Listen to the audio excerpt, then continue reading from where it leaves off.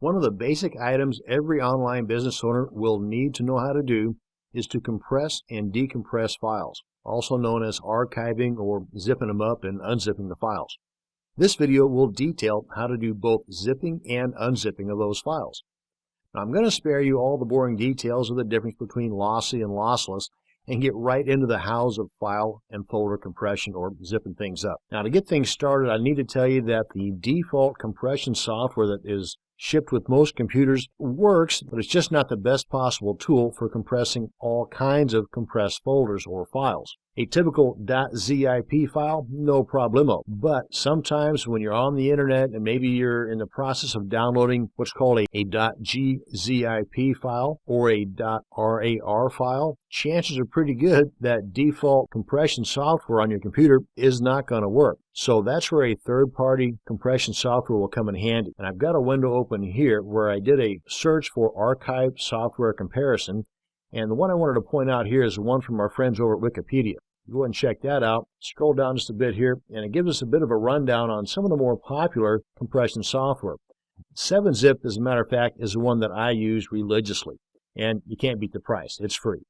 But the reason why I wanted to point out this particular table is because it also lists here the latest stable version. And with 7-Zip, it was about 7 months ago, as of the recording of this video anyway. And some of the other more popular ones coming on down here, you can see that these are free. Then it gives you the price here of these other ones. But WinRAR and WinZip are some of the more popular ones. And WinZip, being $30 or $50 for the Pro version, was last updated about a month ago, and for that price it very well should be. But this is a nice comparison table though if you are deciding to go into a third-party compression software. And frankly, I suggest you go ahead and have one on hand anyway. And my recommendation is 7-Zip. So let's go ahead and demonstrate the compression of a particular folder I have on my computer, and this one is titled Video, and I've got, actually this one's kind of doubled up here. It's a combined, 300 and some odd megabytes? Yeah, 367 megabytes. And you can compress image files, video files, Word documents, multiple folders, multiple files. It's totally up to you how you want to do that. The key thing is, what software do you want to use to compress and to decompress these files? So I'm going to go ahead and demonstrate both with the default and with the 7-Zip for comparison. Now combined, I've got 367 megabytes here. Right click, come on down here to Send To, and that's going to send it to the default zip software or compression software on my computer. And depending upon the size and the resources available on your computer would depend on how long it takes for this compression to complete. And there you go. My system's set up on a network, so it has some restrictions set up there. I'm going to go ahead and get rid of that padlock there. And I'm going to rename this particular zip file so whenever I demonstrate this same process using 7-Zip, it won't get all confused.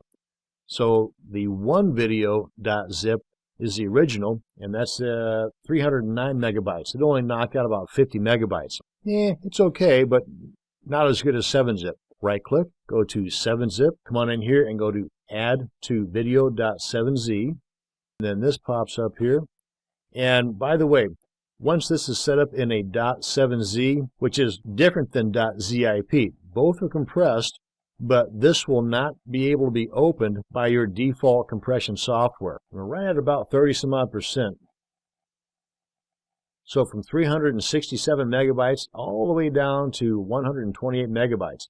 That is a heck of a lot of compression.